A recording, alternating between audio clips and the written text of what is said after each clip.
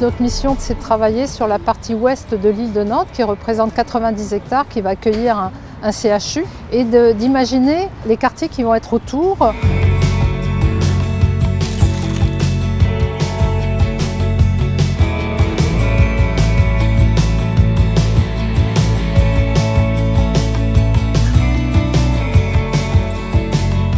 La place de la nature, on l'a imaginé d'abord dans toute une continuité d'espaces publics qui décline à grande échelle l'immensité de la Loire.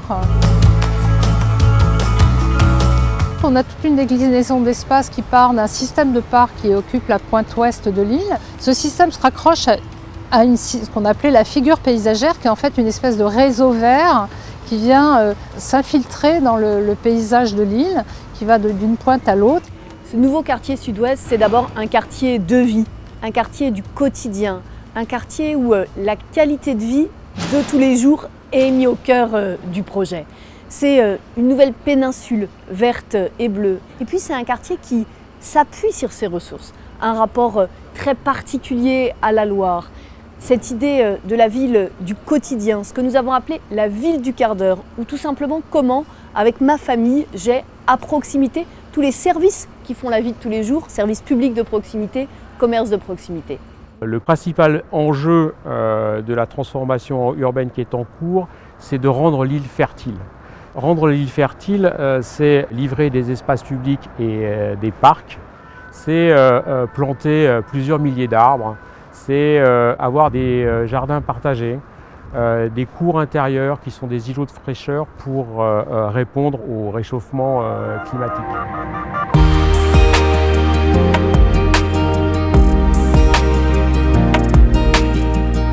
Le quartier République fait en gros 500 mètres de long. Et dans ces 500 mètres, on aura des commerces, de l'activité, donc des bureaux, de l'artisanat, des équipements, une école, un gymnase, tout un tas d'activités, évidemment des logements.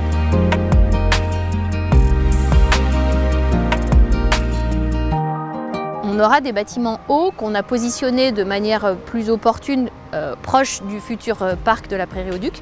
Et puis on aura aussi des bâtiments beaucoup plus petits jusqu'aux maisons de ville, c'est très important. Dans chaque îlot, on aura des maisons de ville parce que pour nous, c'est différentes manières d'habiter et c'est important que chaque type de ménage, que ce soit des personnes seules ou des familles, puissent trouver des logements qui conviennent.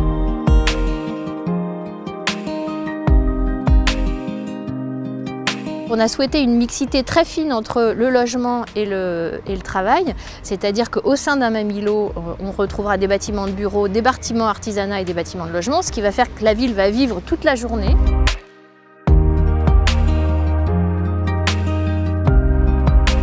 On imagine ces nouveaux quartiers un peu comme la ville marchable et donc soit il y a bien sûr des transports en commun avec des dessertes, un tramway, des bus, mais aussi beaucoup de pistes vélo. Et puis ensuite, évidemment, il y a la voiture. Alors on essaye de limiter son usage au maximum et notamment en dissociant l'ascenseur du logement et le parking, pour que en fait, ça soit plus simple d'aller prendre son vélo que d'aller prendre sa voiture. Et donc, le stationnement dans les îlots est mutualisé à l'échelle de plusieurs opérations. Il y a également une autre approche qui est privilégiée sur le quartier de la République qui consiste à faire en sorte que le quartier produise de l'énergie verte pour que cette énergie soit réemployée sur ce même quartier, notamment en éclairant un certain nombre de magasins s'ils le souhaitent, mais également tous les communs des bâtiments. Donc ce quartier République sera en capacité d'autoproduire ou de produire 20% de l'énergie qui est nécessaire à son bon fonctionnement.